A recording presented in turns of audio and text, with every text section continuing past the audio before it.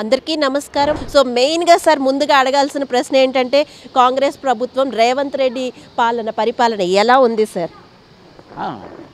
రేవంత్ రెడ్డి గారి పరిపాలన ఎలా ఉందని చెప్పడానికి రోజులే, ఇంకా నెల కూడా కాలే. మొన్ననే ఆయన ప్రధానమంత్రి గారిని కలిశారు. ఇద్దరి మధ్యన కూడా చక్కటి సంభాషణ జరిగిందని. ఏదైతే మన రాష్ట్రాలు ఏర్పడినప్పుడు విభజన చట్టం ఉన్నదో అందులో అంశాలు ఏ ఒక్కటి కూడా తెలంగాణలో అమలు కాలేదు. దీన్ని వెంటనే చేయాలి. మా ఆర్థిక పరిస్థితి కూడా అంత బాగలేదు, కాబట్టి మాకు రావాల్సిన ఆర్థిక అంశాలు అన్నీ కూడా మీరు కలగజేసుకుని ఇవ్వాలి అని చెప్పి అడిగారు. ఫెడరల్ సిస్టంలో ఏంటంటే అక్కడ ఈయన కాంగ్రెస్ కాదు, ఆయన బీజేపీ కాదు, ఆయన ప్రధానమంత్రి, ఈయన ముఖ్యమంత్రి. ఇది ఫెడరల్ సిస్టమ్. ఈ రెండు సిస్టంలు వాళ్ళు ఒక ప్రభుత్వ ప్రతినిధులుగా కలిశారు. కాబట్టి ఖచ్చితంగా అటువైపు అడుగులు వేయాల్సిన అవసరం ప్రధాని గారికి ఉంటుంది.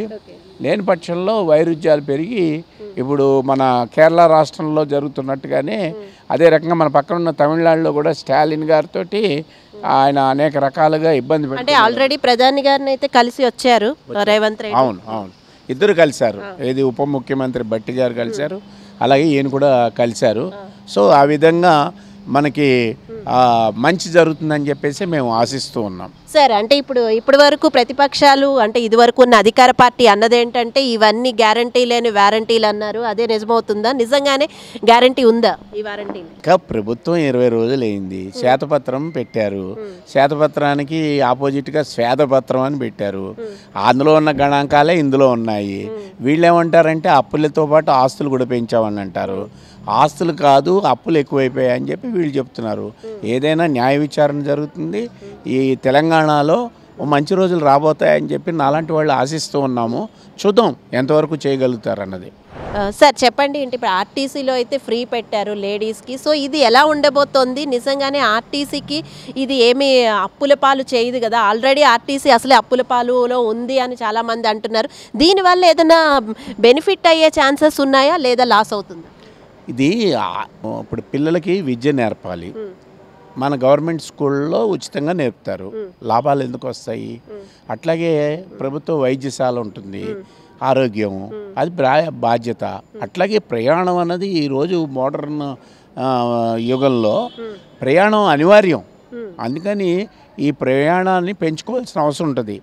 లేకపోతే ఏమవుతుందంటే ప్రైవేటు వాహనాలు పెరిగిపోయి ఓ పక్కన పొల్యూషను, రెండో పక్కన మనం క్రూడ్ ఆయిల్ బయట నుంచి తెప్పించుకుంటున్నాం. అందువల్ల విదేశీ మారకంలో మనకి ఇబ్బందులు వస్తున్నాయి.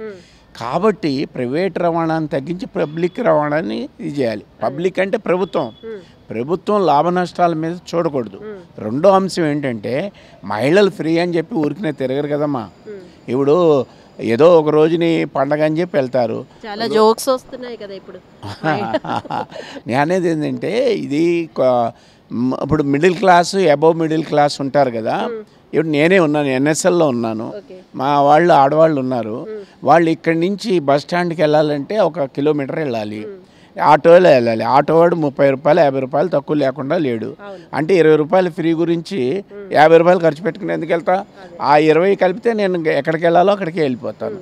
సో ఇలా కొంతమంది వెళ్ళరు. ఎవరికి ఉపయోగపడుతుంది అంటే ఇళ్లల్లో పని మనుషులు, అలాగే కూలి చేసుకునే పిల్లలు, అట్లాగే బట్టల షాపుల్లో పనిచేసేవాళ్ళు, వీళ్ళంతా ఎంత 10,000 15,000కి వెళ్తాయి. ట్రాన్స్పోర్ట్కే 2,000 3,000 పోతుంది. కాబట్టి వాళ్ళకి ఇవ్వడం కరెక్ట్ అనేది నా యొక్క అభిప్రాయం. ఖచ్చితంగా అట్లా జరుగుతుంది. ఇదేమి నష్టం లేదు. ఇవన్నీ కష్టాలే తప్ప నష్టాలు లేవు అనేది నాకు. ఆటో వాళ్ళకి కూడా ఏం నష్టం లేదంటారా మరి? ఆటో వాళ్ళకి నష్టం అంటే అమ్మా, ఇప్పుడు వాళ్ళు ప్రైవేట్ ఫైనాన్స్ తీసుకుంటున్నారు. ప్రైవేట్ ఫైనాన్స్ కాకుండా గవర్నమెంట్ ఏం చేయాలంటే, బాబు ఇకపై నుంచి మీరు ప్రైవేట్ ఫైనాన్స్కి వెళ్ళాల్సిన అవసరం లేదు. ఇప్పుడు ఎవరైతే ప్రైవేట్ ఫైనాన్స్ తీసుకున్నారో వాళ్ళు మాకు హ్యాండ్ ఓవర్ చేయండి, మేము ఆ లోన్ని టేక్ ఓవర్ చేస్తామని చెప్పేసి తీసేసుకోవాలి. అలా వాళ్ళకి ఒకటి లాభం జరుగుతుంది. రెండోది ఏంటంటే ఆర్టీసీ బస్సులు మెయిన్ రూట్లోకి వెళ్ళాలి, గల్లీల్లోకి వెళ్లకుండా మెయిన్ రూట్లోకి వెళ్ళాలి. అప్పుడు కూడా వాళ్ళకి ఇబ్బంది ఉండదు. సో వాళ్ళకి ఇన్సూరెన్సు, వాళ్ళ పిల్లలకు ఉచితము, గృహము, ఇలాగన్నీ కూడా చేయాల్సిన అవసరం ఉంటుంది.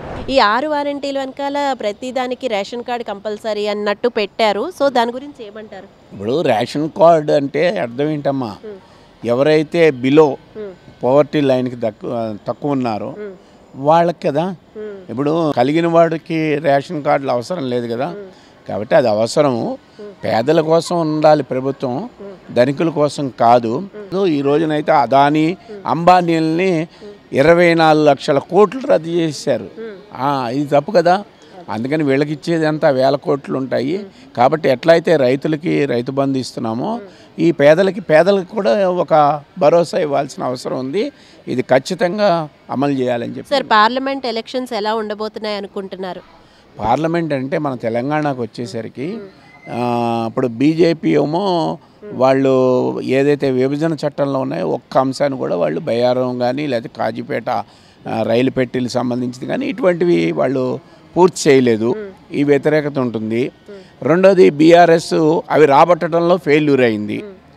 కాబట్టి ఇప్పుడు కాంగ్రెస్ కనుక ఎంపిక చేసుకొని ప్రజలను కనుక మనల్ని పొందగలిగితే కాంగ్రెస్కి అత్యధికమైన సీట్లు వచ్చే అవకాశం ఉంటుందని చెప్పి నేను భావిస్తూ ఉన్నాను. ఇది నా యొక్క అభిప్రాయం. Thank you so much. ఇంకోటమ్మా, ఈ తొలి అడుగు అని చెప్పి ఒక చక్కటి ఛానల్ ఏర్పడింది. తొలి అడుగే కాదు, ఇది అభ్యుదయ అడుగుగా మారుతుంది అని చెప్పి నేను భావిస్తూ ఉన్నాను. అంటే ప్రజల పక్షాన్ని నిలిచి రాజకీయాల్లో స్వచ్ఛతను నిలబెట్టాలి. ఎందుకంటే మెయిన్ స్ట్రీమ్లో ఉన్న ఛానల్స్ అన్నీ కూడా ఏదో ఒక పార్టీ వైపు మాట్లాడడం చూస్తున్నాము. ప్రజలకు సంబంధించినవి ఏమీ ఉండలేదు. కొన్ని పార్టీలను కూర్చోబెట్టి వాళ్ళు కొట్టుకుంటుంటే వాళ్ళ టీఆర్పీ పెరిగిందని చెప్పి ఆనందిస్తున్నారు. దీనివల్ల ప్రజలకు ఉపయోగం లేదు. ప్రజల యొక్క నిజమైన వాణిని తొలి అడుగు సాధిస్తుందని చెప్పి నేను భావిస్తున్నాను. కాబట్టి మిత్రులారా, ఒక కవిగా, ఒక విశ్లేషకుడిగా తొలి అడుగుని మీరందరూ కూడా లైక్ చేయండి, సబ్స్క్రైబ్ చేయండి. ఇటువంటి చిన్న చిన్న ఛానల్స్ని నిలబెట్టాల్సింది, ప్రజా ఛానల్స్ని నిలబెట్టాల్సిన బాధ్యత మన అందరి మీద ఉంది. నేను సబ్స్క్రైబ్ చేశాను, నేను నిత్యం లైక్ చేస్తూ వీటిని చూస్తూ ఉన్నాను. నాకు ఈ అవకాశం కల్పించినందుకు తొలి అడుగు మేనేజ్మెంట్కి, వాళ్ళ సిబ్బందికి నేను ధన్యవాదాలు తెలియజేస్తున్నాను. Thank you so much.